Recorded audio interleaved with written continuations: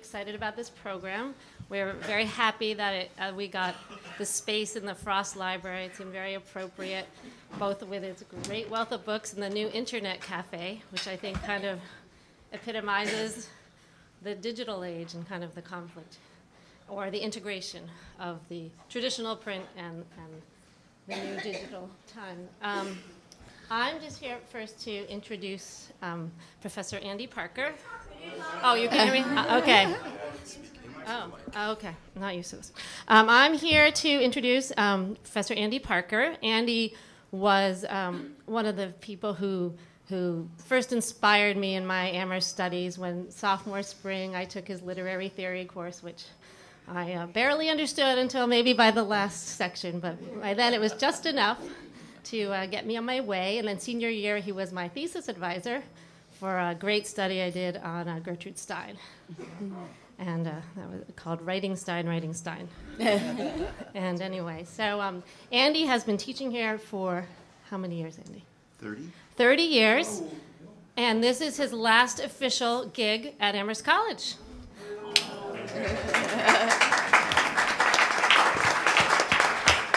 Andy is going on to be a professor of French and comparative literature at Rutgers University. So our loss is their game. Oh, okay. So Andy is moving on to be a professor of comparative literature and French at Rutgers University. And so I'd like you to welcome him and also bid him adieu and thank him for all these great years and all the contributions he's made to the intellectual life at Amherst College. So thank you.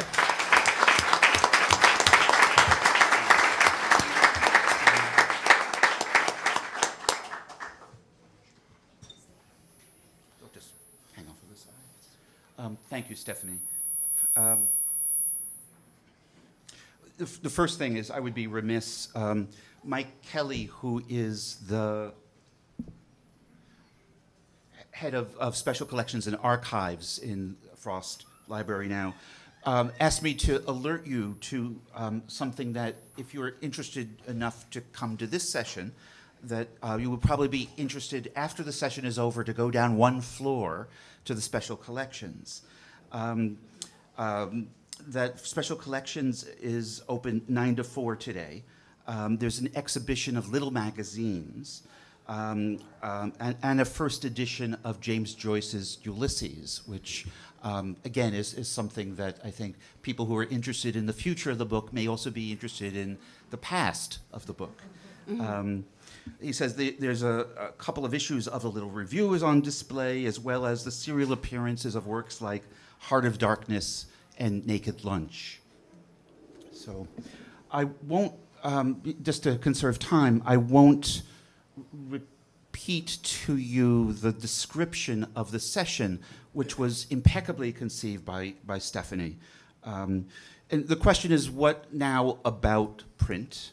In an age in which more and more things have become digitized.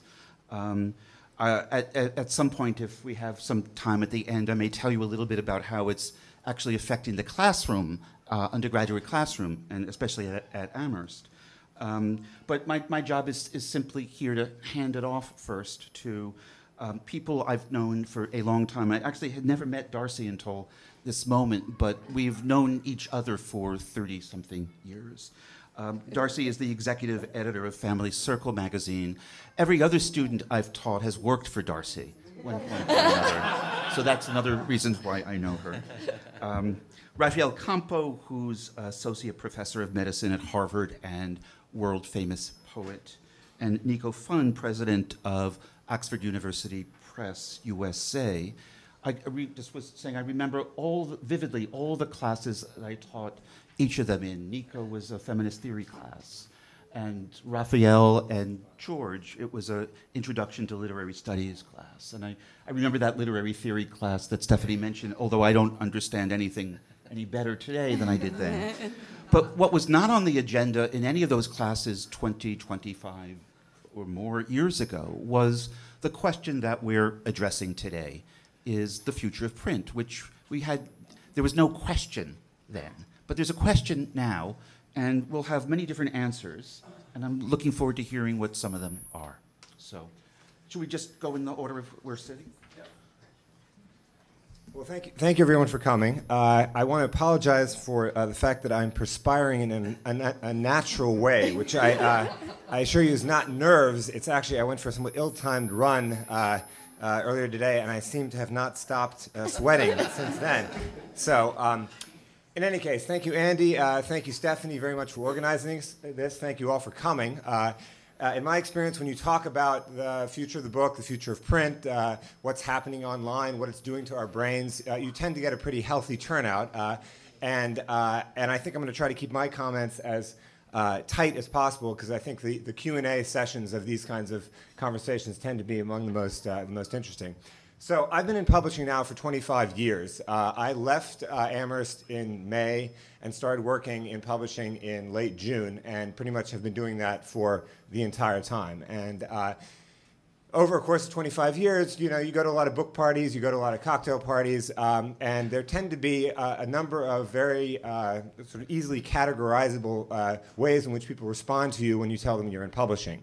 The first is the predictable one, that they want to talk to you about their book.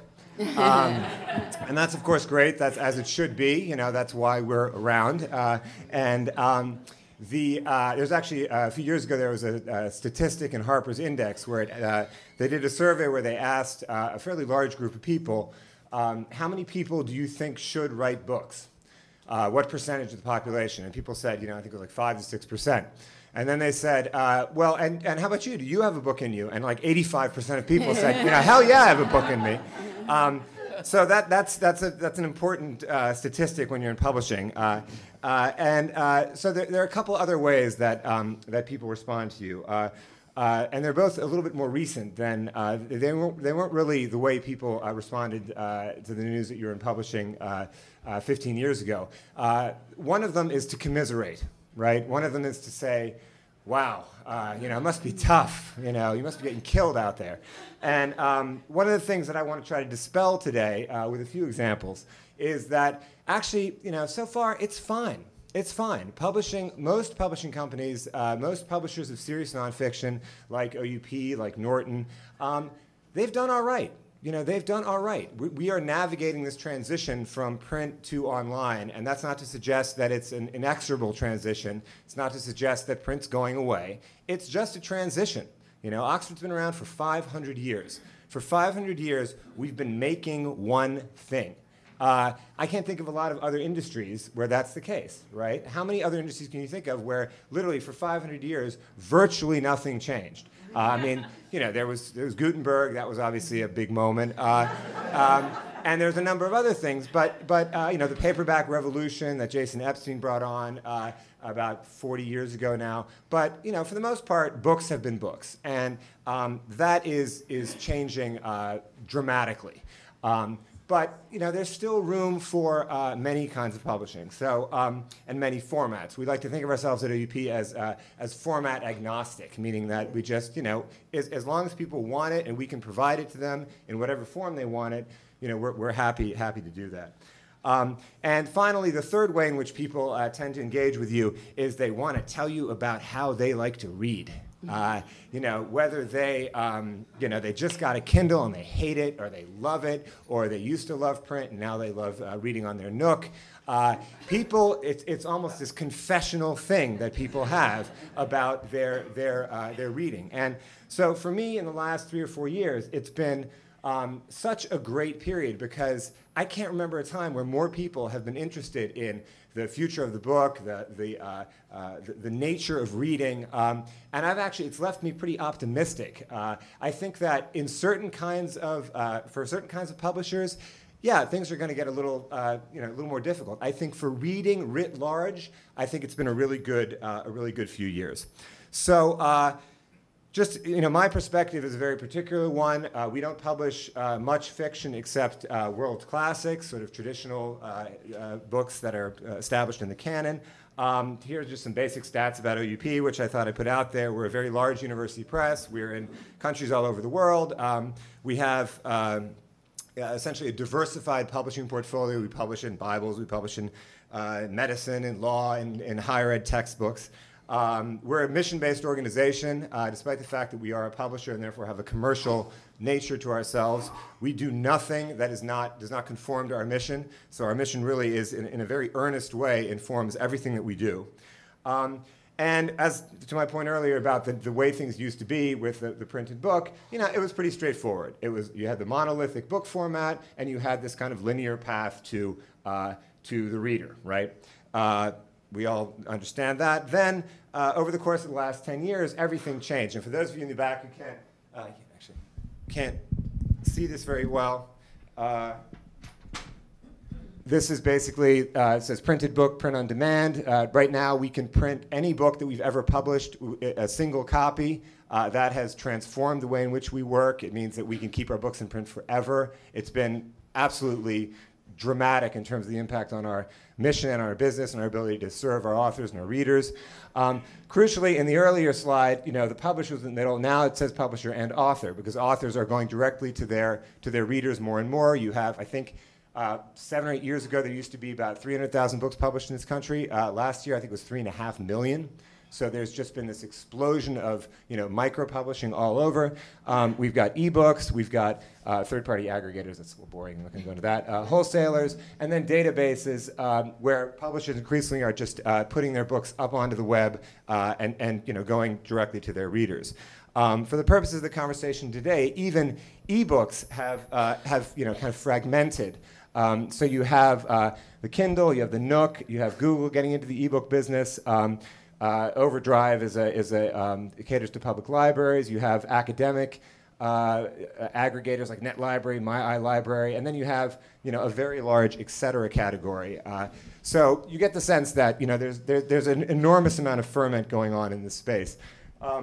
What I thought would be interesting, the Pew Research Center put together a study that I thought I pulled. It's like a 183-page study or something, and I pulled out 4 or 5 slides that I thought you all might be interested in. And this shows how people prefer to read. And you can see print is the blue. There's 6 different categories. Print is the blue, and the light blue is ebooks. So the category on the far left is reading with a child. 81% of people prefer print. Sharing books with other people, almost 70% prefer print.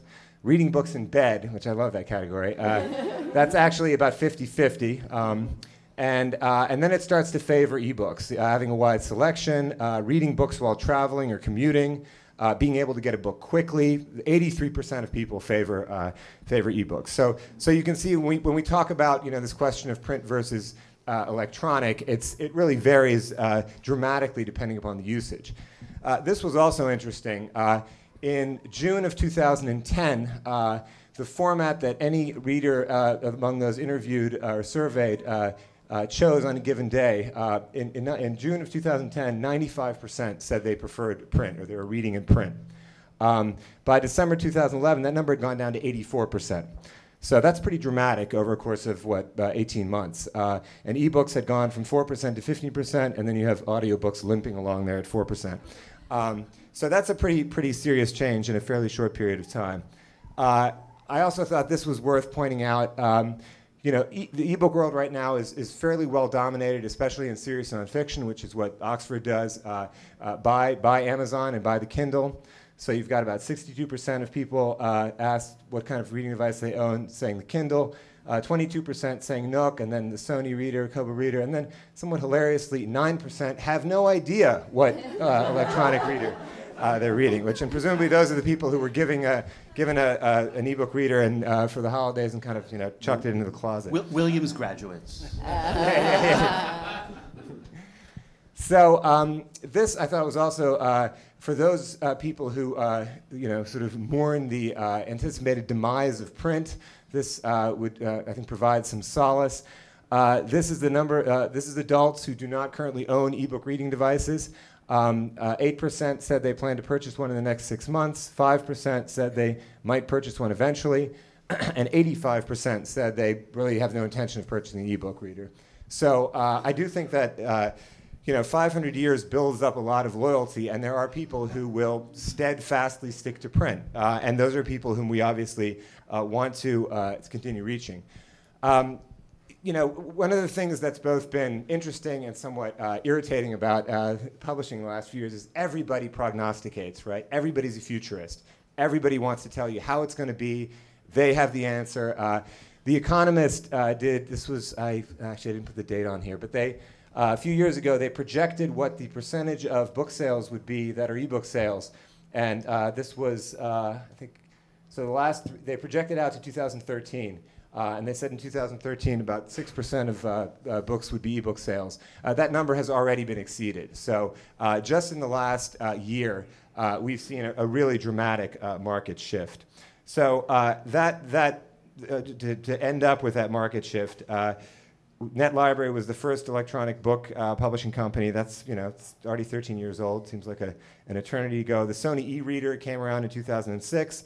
Then you have the Amazon Kindle in 2007. Barnes & Noble came out with the Nook in 2009. Amazon came out with Kindle Fire just this past holiday season. 2008, you had less than 1% of the entire industry was ebook sales. And in 2010, that number was already over 6%. So The Economist was off by about 3 years in terms of their projections. And last year was the year where really it was the tipping point for what people in publishing call genre fiction, like romance, mysteries. There was just a massive shift. People just went heavily into electronic, and print really started to drop off. And Amazon touted the fact that they were selling more ebooks than they were print. And I think it's important to point out, for reasons I'll demonstrate in a minute, that observation is about the number of units sold. That's not a dollar consideration. That's just that they sold more copies. I suspect some of you will be familiar with this notion of the Longtail. Chris Anderson, who's the editor-in-chief of Wired, came out with this idea about 10 years ago, where he said a lot of industries focus so much on the head of their business, the new stuff they're bringing out. They don't focus on this, as he calls it, the long tail, the books or the films or what have you that have been produced over the course of their company's life. And for a press like Oxford, which has 24,000 books in copyright, this is actually, in many ways, the core part of our business, in part because that actually never dwindles to nothing. So that's been a really transformative part of our business. And how that pertains to ebooks, I'm going to illustrate with just a few examples. We are a big publisher of American history. We've won a lot of prizes. And about a year and a half or so ago, we began talking to Amazon about doing various kinds of promotions with ebooks that were proven books that had, in this case, won a Pulitzer Prize in 1998. This is a book called Gotham. It's a history of New York City up until the beginning of the 20th century. So for one day, we ran a promotion where the book was offered for $1.99. Okay, this is a book that's like a paving stone of a book in print. I mean, the idea of reading this thing in bed, you would have a compressed sternum if you tried to do it. It's about 1,400 pages. It's $35 in paperback. And we've been selling about 4,000 copies a year. Okay, so we do this promotion on Amazon, $1.99. We sell almost 16,000 copies in one day. Okay, so I'll never forget this moment because I got the report, I clicked open the report on my screen, I saw that statistic, and I called up our sales director and I said, have you opened up the Amazon sales report? And we thought it was a mistake at first because it was just so disproportionately higher than any number that people had imagined. So when I think back over the last quarter century, that will be, for me, that is one of these eureka moments, one of these moments where you think to yourself, maybe we have actually been getting this all wrong. And the idea, again, if you're a mission-based publishing house, if you can reach 16,000 readers in one day, that's something you have to take very, very seriously. And I would actually rather reach a much larger number of readers with a book that is much less expensive than a smaller number of readers with a much more expensive book. So for me, this actually meant that the technology actually is potentially expanding our audience in a very significant way. And the last point here, just alluding to the comet tail or the halo effect, this was a promotion that only lasted for one day, right? So after 24 hours, it went back to the regular price. And we continued to sell copies at a much higher rate because it went to #1 on in the paid Kindle store. So it really made a huge difference. And we started doing this more and more in the subsequent months. So here, again, an example, another book won the Pulitzer Prize, published in 2003, did the same thing, sold a very similar number of copies. So then we started experimenting with books that weren't quite as iconic, that hadn't won national prizes, that weren't written by very well-known historians. This is a book by about the Siege of Washington, episode in the Civil War. Same thing, sold slightly fewer copies, but again, 13,000 copies, and then sold almost 900 copies in the next fortnight. And what we're still trying to figure out is how ebooks change things in terms of how readers respond. So here's a book which was a history of the Mediterranean that we published just this past year. The week before The Economist came out and called it a best book of the year, we sold about the same number of books in print and on the Kindle, about 350 and 400. Then The Economist came out, and the following week we sold 450 in print, and we sold 1,000 in Kindle. Right? So people, the catalytic effect was much greater in an ebook form than in print. And this is my favorite example. This is a book that we published 7 or 8 years ago called The Pact, Bill Clinton, Newt Gingrich, and the rivalry that defined a generation. And it was basically a book about, there was this very particular moment right before the Monica Lewinsky scandal hit where it looked like Clinton and Gingrich had said, let's not spend the next few years of our lives stripping the flesh from each other's bones. Let's see if we can actually do something that moves things forward in a positive way. And then that all did not come to pass. But the book was essentially dead in the water in print. Gingrich's campaign kicks in. So you see that flat line there at the bottom. That's the sales, 0. Gingrich's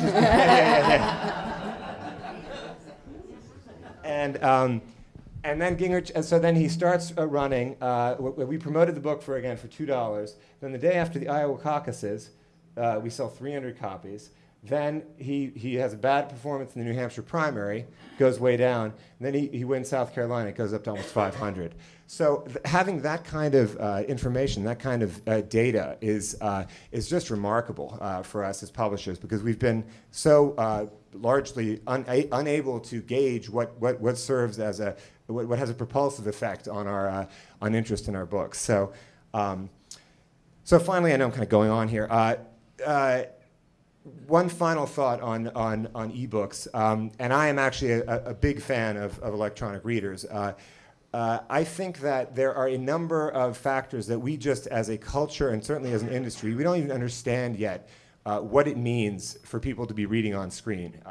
And there's something that I've come to think of as the night table effect, which is that most people that I know, they're essentially aspirational readers, right? You don't talk to a lot of people and have them say, God, I'm really just reading too much.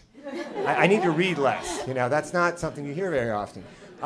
So most people I know have, stacks of books on their night table, right? For me, I have those same stacks, and those stacks have an inhibiting effect on my acquisition of more books, because they are kind of whispering at me, guilt-inducingly that I should be reading them. I'm conscious of the fact that there's one book that's been here about 3 years. But if you have an ebook reader sitting there, it looks the same if it has 30 books on it or 400, So there are all these kinds of little incidental things that, and I think also people want to be good readers, and I think ebook readers make them feel like they're being better readers. But these are all things that we're just in the process of trying to understand. Just a couple of closing thoughts. Actually, you know what? Since this is being recorded, I shouldn't even say that. Never mind. Just skip over that one. One of the things that we have not found, all those little promotions I was describing to you, has no effect on print sales, largely. Like if you drop a price down in an ebook format, people do not, one of the effects is not that they buy the print. Actually, I think this is attributable to the former president of this college, who made this comment in his current capacity as head of the New York Public Library, because ebooks and libraries is a whole other very interesting category. I love the idea that people actually could steal a lot more books than they do. I think that this question of piracy is one that I don't spend too much time worrying about. And I want to close on this because I think it's such an important point. publishing has been an incredibly inefficient business, right? When you look at the cost structure of publishing, what we spend our money on, it's just a ridiculously inefficient industry. And what digital dissemination enables us to do is to leach out a lot of those inefficiencies. And those inefficiencies can actually be brought to bear, I think, on a number of initiatives and ways in which we can increase readership, we can get books out to people in a much more efficient way. When I alluded earlier to databases, we publish almost every single academic book that we publish right now at Oxford. We publish simultaneously in print and electronically. It goes on to into a service called Oxford Scholarship Online. We are able to reach libraries in parts of the world that would never, ever, ever have been ordering those books in print form. So, there's a democratizing effect to that enhanced dissemination that I think is arguably, and again, from the standpoint of an organization that's about education and dissemination, is the single most important factor in all of this. So, having gone horribly over, I'm going to now shut up and turn it over to Darcy.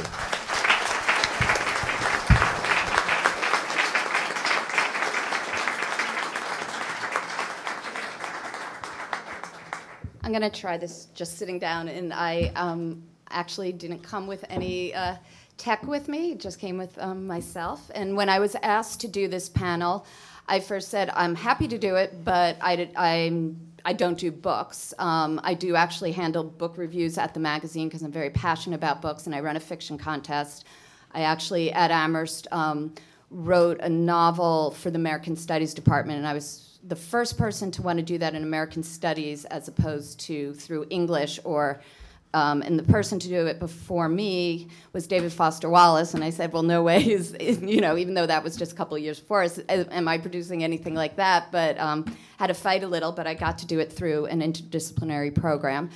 And I just knew when I came out that I wanted to do something with words. I purposely did not want to go into books because I loved them too much and didn't want to be disillusioned. No, but I knew the world, a little different. Actually went into advertising for a couple years, did copywriting, and decided that was just sort of selling with words.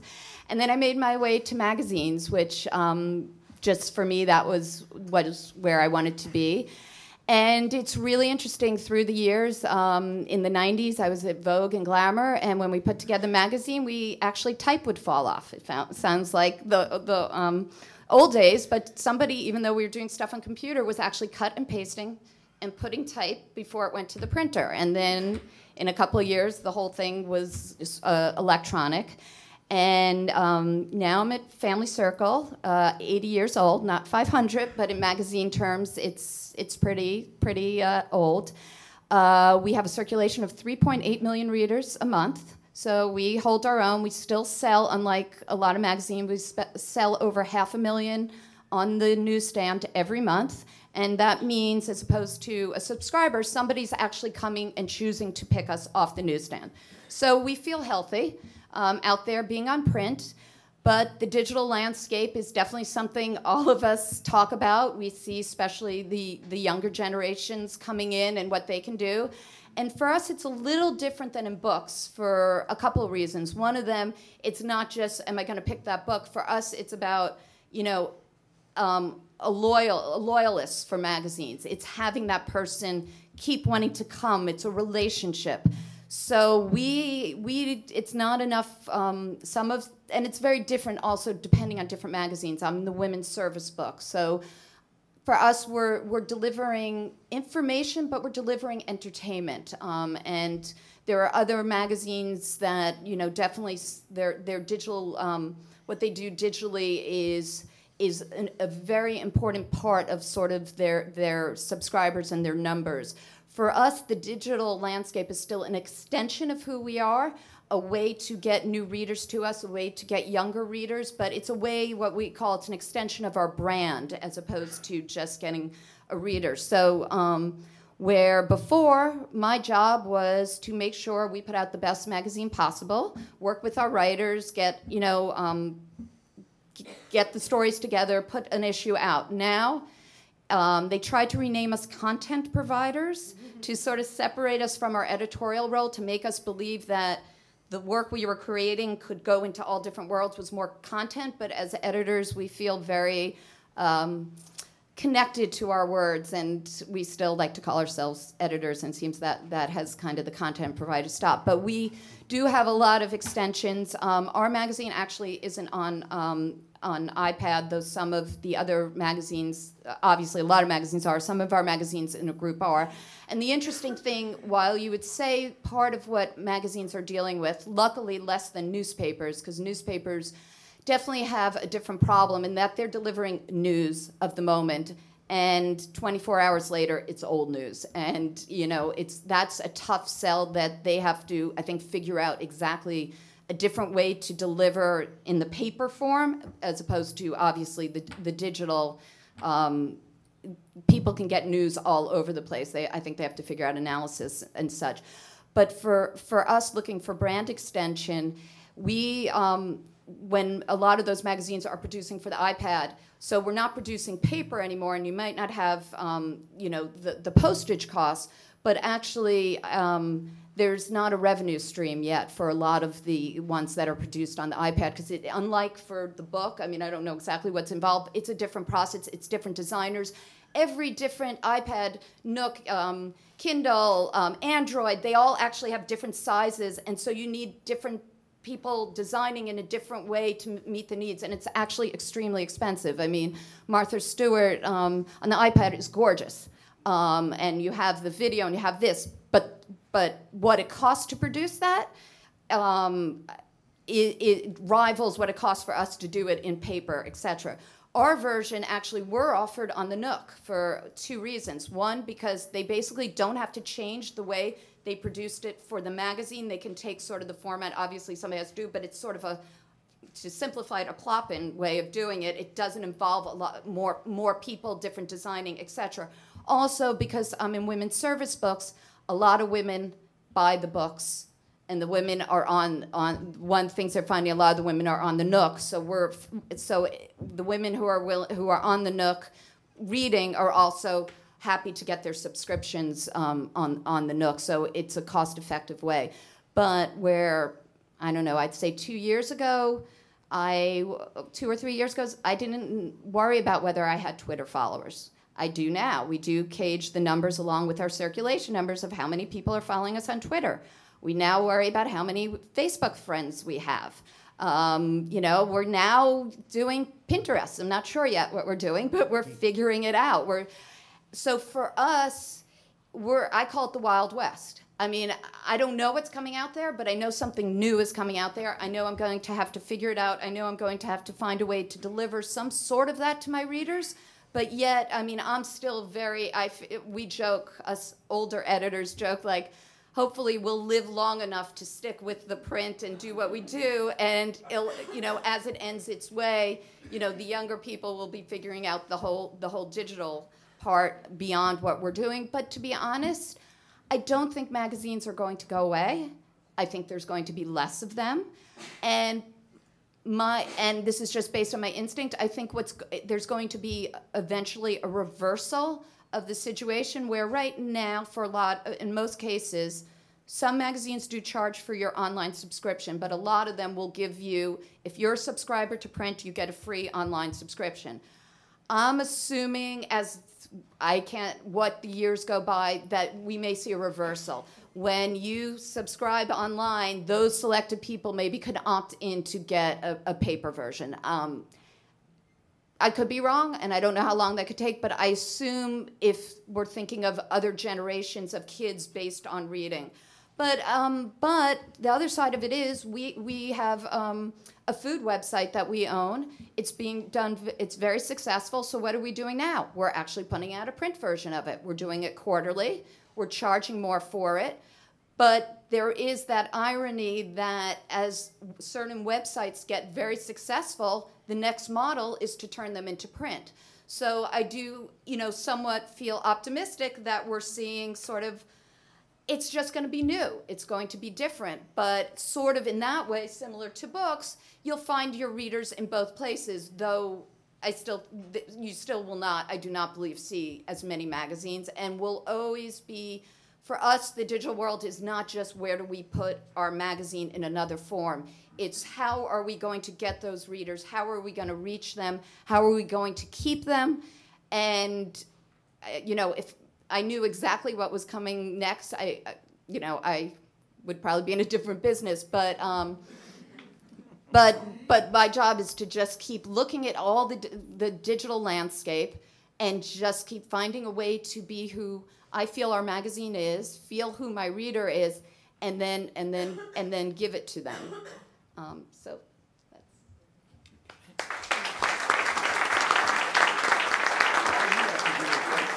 Yeah. Well, I really appreciate my fellow panelists' comments, and many of the themes you've touched on were things I hope to address as well, but perhaps from a slightly different perspective as an author myself. And I suppose one of the things that concerns me, for all the optimism and all the excitement about the future of books and ebooks in particular, is the ways in which books, I think, are becoming increasingly a kind of commodity, and that the product of the author, the writing that we do, is increasingly viewed in those kinds of terms. And I think publishing has already confronted changes in technology that have been very impactful. Certainly, I remember reading The Woman in White in Andy Parker's class and thinking about how serialization of novels actually led to an entire new genre that was made possible by the technology of cheaper printing and newspapers, and so there are, I think, many good things that, of course, can come out of this new sort of democratic movement towards ebooks, where authors can perhaps wrest some of the control over publishing and take over some of that responsibility themselves. It used to be that publishers assumed all the risk of publishing a new author, and the few blockbusters, the few bestsellers would subsidize the publication of other kinds of writing, poetry perhaps in particular, that doesn't generate typically the same kinds of sales as as bestseller books do. And so there are opportunities there, certainly for authors to begin to self-publish, to publish online, to get their work out there. But I think there are also some pitfalls as well, and I think that we perhaps ought to think a little bit on this panel about those kinds of issues as well. For example, what does happen to niche writing or experimental writing or writing that doesn't command the same kind of attention or crowd kind of interest that other kinds of books do, and whether there will still be opportunities in this new age of publishing for those kinds of writers. I think also, concerns about which voices do get heard in a democratic sort of world of publishing. I think that there are still writers out there that don't have access to these kinds of technologies, who are marginalized perhaps in a number of kinds of important ways that may ironically limit the kinds of voices that we might have access to if we don't think critically about how this technology impacts on publishing in a broad sense. Other things I just wanted to touch on in terms of some of the grayer areas, I think there are going to be more challenges for readers as well. I think we will find ourselves, as Niko was saying, with these piles of books on our nightstands, we're going to have queues of books in our e-readers that are going to become ever more daunting. And how do we sort out, what is the kind of writing that we want to engage and spend our limited time actually reading in the piles and piles of stuff that is coming to us on the internet or potentially through e-readers, when it is so much easier to acquire books by the dozens. So publishers, I think, used to have that responsibility in some ways, again, a good thing, that they could screen out writing of perhaps not as good quality, but at the same time had perhaps too much control over which voices got heard and which voices were permissible or which authors we should be reading, manipulating buzz and investing, putting huge advances into titles of certain authors, and in that way perhaps controlling what we read. And so I think there are, again, opportunities, but also some concerns. And maybe because I want to make sure we have time for discussion, because there's so much more to say about all of these issues, I'll end with just a little bit more of a reflection on what ebooks might look like as my colleagues were alluding to, how content itself might change. And I think ebooks and some of these new media do afford many opportunities for multimedia experiences. So I think the ebooks of the future perhaps will not just be text, but will involve audio, will involve more visual experiences. You'll be able perhaps to click on a link to hear the poet read his poem as you read it yourself. More opportunities for participation from the reader in other respects, perhaps even at the level of creation and writing or co-writing, collaborating with the author. You can imagine text that will, the notion of a book having a beginning and an ending is very different when you think about an e-text, which can be added onto over time, perhaps by the author, him or herself, or by people who are reading that book. And the notion of social media, how that might impact on how we read books and experience books, I think is very interesting to consider. And then perhaps one concluding thought, when my brother told his son that, Uncle Rafi, he writes books, his response was, why? Why? Oh. And I thought that was kind of scary. He said, "Why?" And the follow-up question is, "Why doesn't he write video games?" And which is a version of the question I had from my parents was, well, great that you're writing books, but why poetry? Why not, why not novels? Why not? And I mentioned that as an aside because I do think that that we are seeing more and more pressure, I think, on authors to write particular kinds of narratives, particular kinds of books that, again, I think respond in different ways to the kinds of pressures that have to do with the sort of the crowd and what teenage girls want to read, and I remember a colleague who came in. I was on another panel on this same theme not too long ago, who was talking about her experiences writing about a healthcare blog, as it turned out, and sort of maintaining the blog, and she said that zombies and vampires would, if there were any mention of that in any possible way in a blog post, that would immediately increase the number of hits and the readership, and so she was again kind of commenting on how the crowd can be also sometimes challenging to our notions of what is literature and maybe it's a good kind of pressure, but in some ways also perhaps something we should be thinking about as well. So, but we want to hear your questions, and so I think Andy has questions.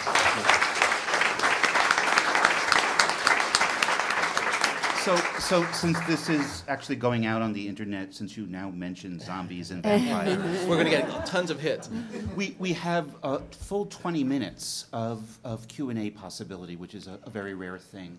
So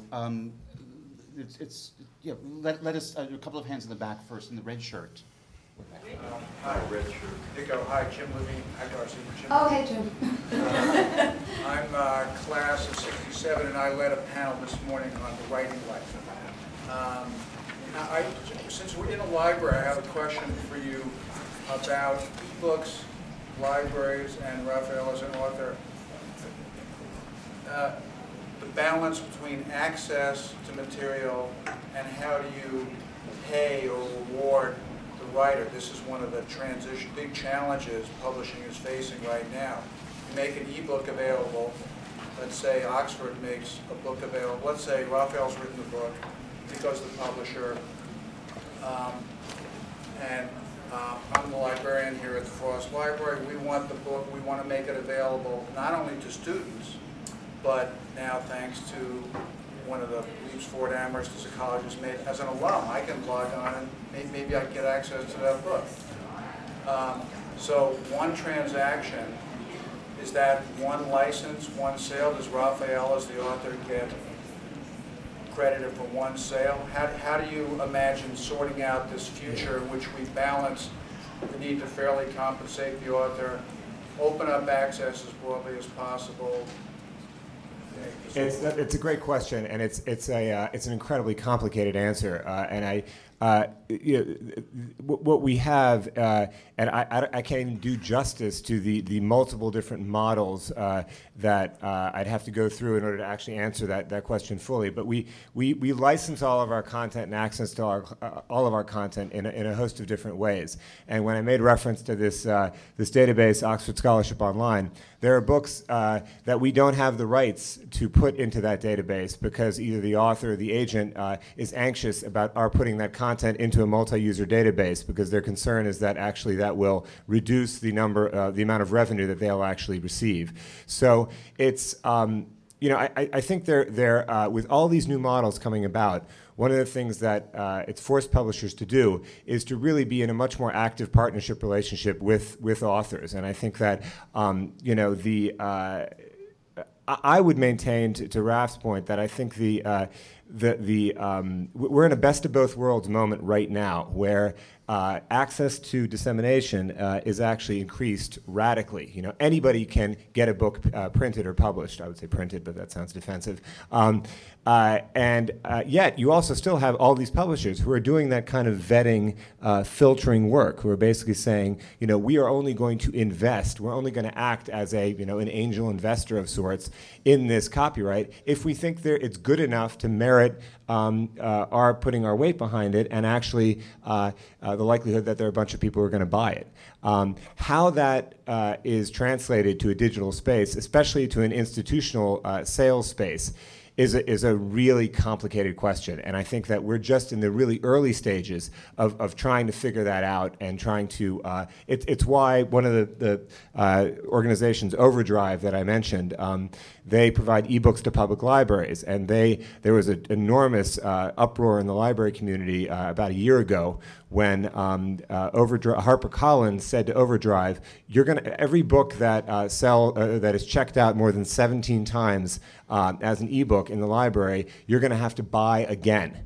And the library community went crazy. And just about, I think, a few months ago, the head of the, I think it was the head of the American Library Association said, 17 checkouts, that's actually, maybe that's not so unreasonable. So I think we're all trying to, where that's a drag for librarians is you have to create a whole monitoring system. This is fundamentally all about complexity. And, none of us like to have our working lives complicated by additional systems, more bureaucracy, more things you have to maintain.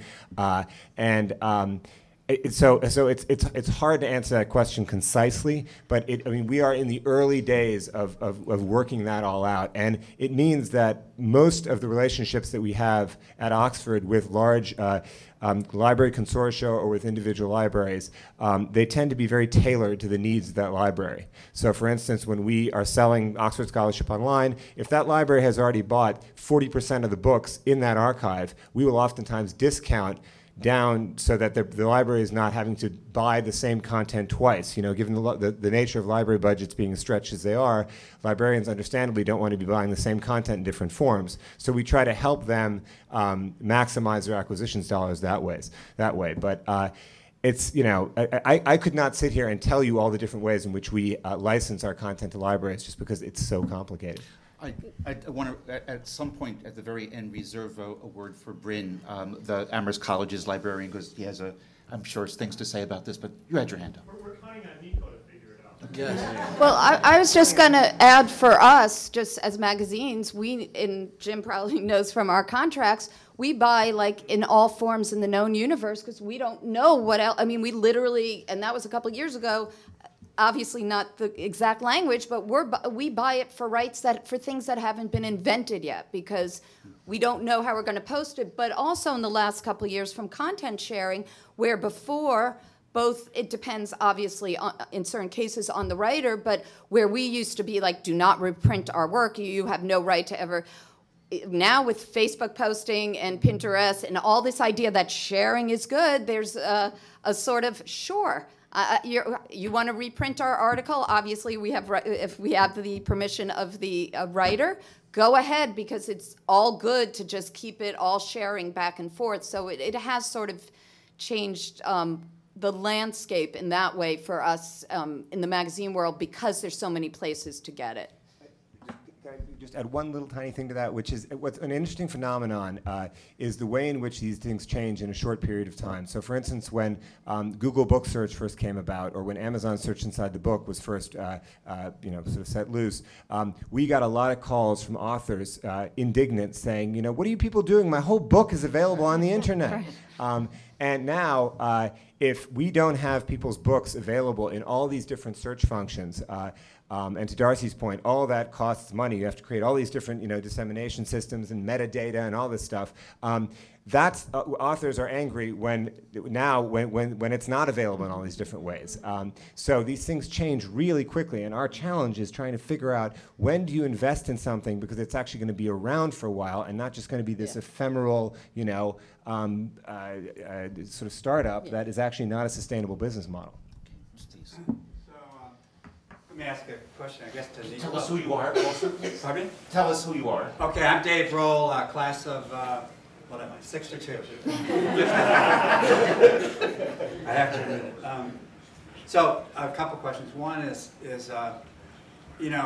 with Oxford University Press, what is your bottom line concern as opposed to Darcy, for example, who I assume perhaps has less subsidization, more of a profit-driven, business. That's the question. Second one is, this will give you a chance to plug my book. What are the criteria you use when you decide to make one of those promotions, where you say, okay, tomorrow this book is, the Hopkins book, for example, is going to be available at $2.99. Kindle Daily View. Or whatever it is. And what goes into that decision? I'll answer the second one first because it's the easier one. That's basically a negotiation between us, between the ebook vendor, sometimes between the author and the agent.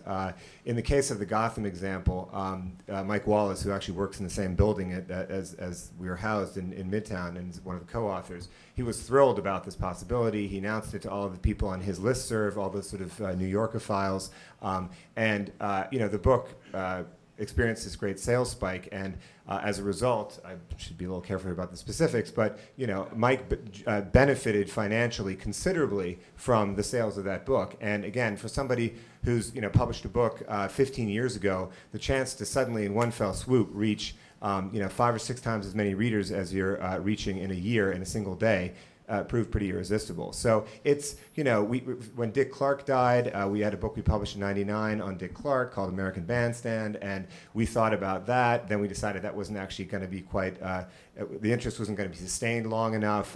So it's one of the really fun aspects of publishing, is that you're looking at the culture writ large and trying to figure out ways in which potential interest or sort of flash in the pan moments might translate to a more sustained interest. So it's essentially a negotiation internally, and then also with the the external agents who are involved in that.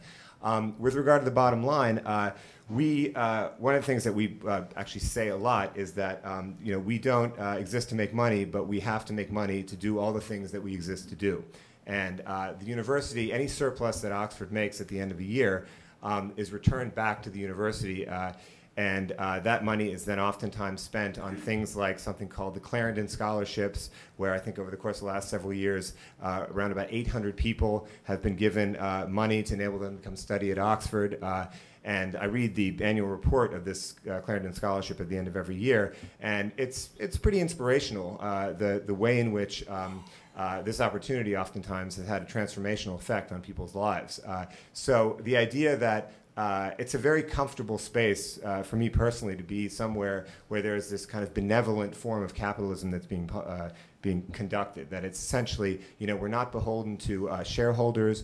We're not worried about stock price. We're not sweating quarterly earnings reports. We are able to invest for the mid to long term. Look, something like the Oxford English Dictionary. There are 95 full-time lexicographers in Oxford working on the Oxford English Dictionary. It's obviously a flagship enterprise for a press like OUP. It's not a moneymaker. It is what's called a funded project, meaning that the university underwrites it. So it's actually an incredible privilege to have that kind of balance and to be, the people who my boss's boss reports to, they're academics. They are scholars at the university who are tasked with, they're called the delegates, who are tasked with essentially, helping us steward this program that we're charged with running. So I actually love it as a governing principle because it enables you to be ambitious, enables you to think in the long term, which is crucial right now. But it also means that any financial benefit from your work actually goes towards the greater good. Green shirt. Green shirt, okay. Again, say who you are. Oh, I'm the spouse at the time of Earl Taft, 52, at the time when women were not at Amherst. But your name is? Tessie Taft. Okay, I'd like to ask a question of the last speaker because you raised what to me is a very disturbing point, and disturbing because it is so true, it's so much of a reality in society today.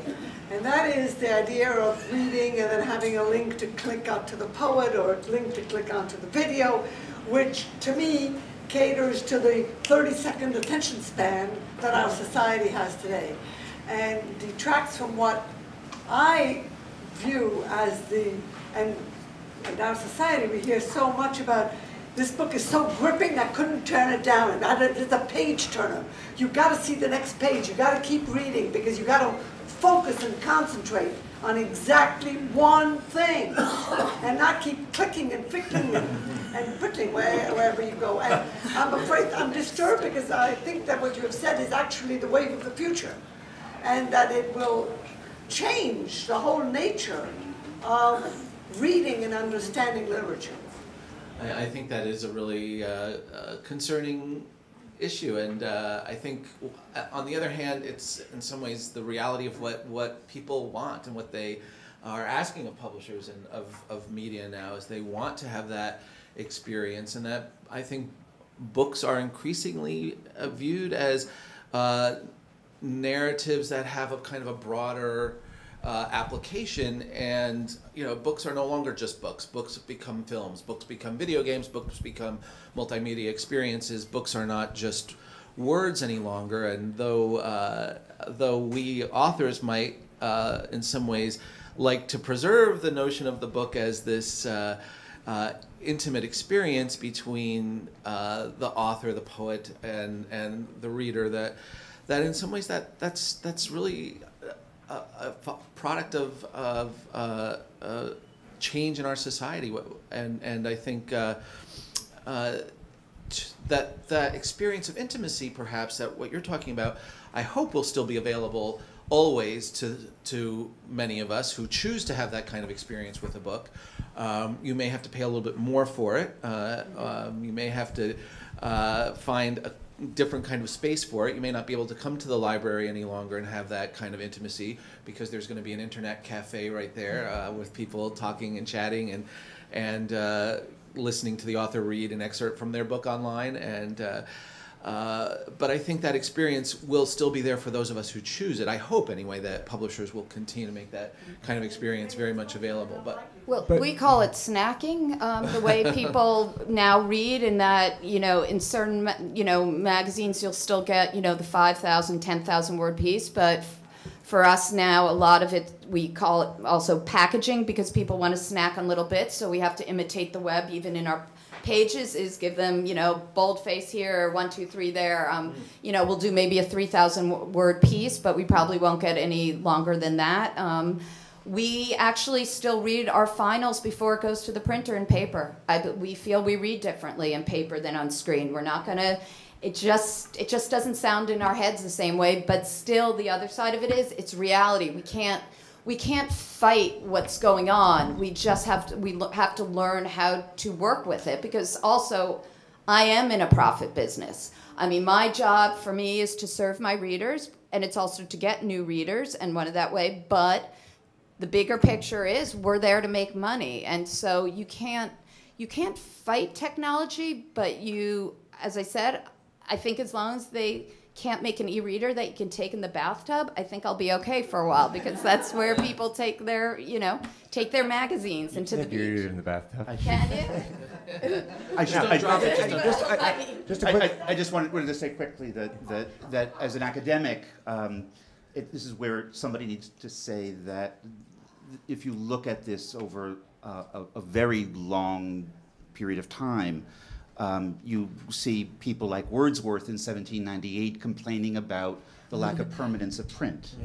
That the linear reading, not being able to put a novel down from beginning to end, is an event in the history of reading that's relatively recent. And in fact, that still describes only the way that certain kinds of novels are read, but many other kinds of reading are not linear in that way. That part of what you get is some sense of uncanny repetition with earlier media. When I'm teaching media courses at Amherst, I notice that most of my students are taking notes in pen and pencil, which we were supposed to have gone through that media shift a long time ago.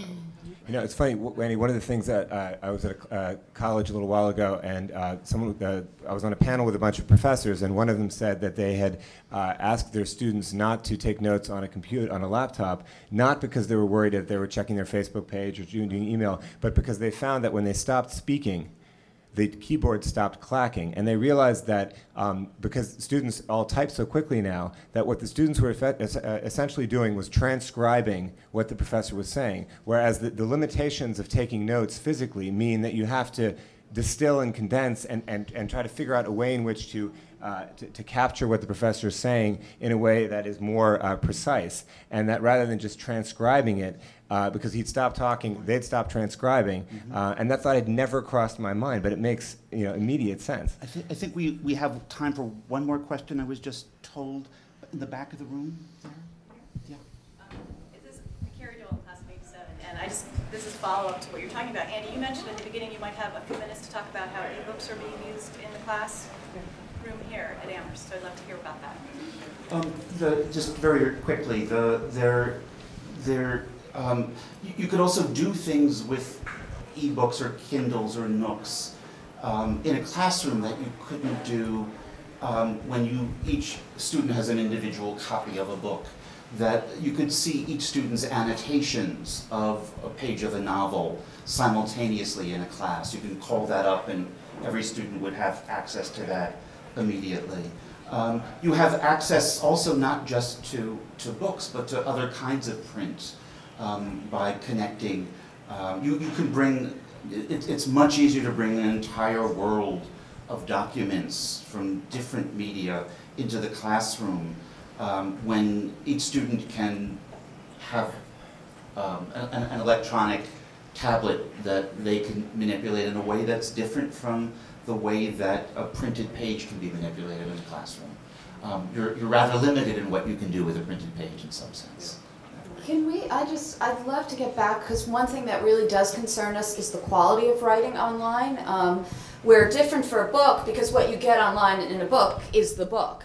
But for us, especially, one of the biggest fears have been, people get to say, I'm a blogger, hence I'm a writer, and honestly, most bloggers are not writers. People now call themselves experts. I'm an expert in parenting, and we would say, so what's your credentials? And they would say, I write this blog, and it's like, I'm sorry, that's not but there's a lot of self-created experts.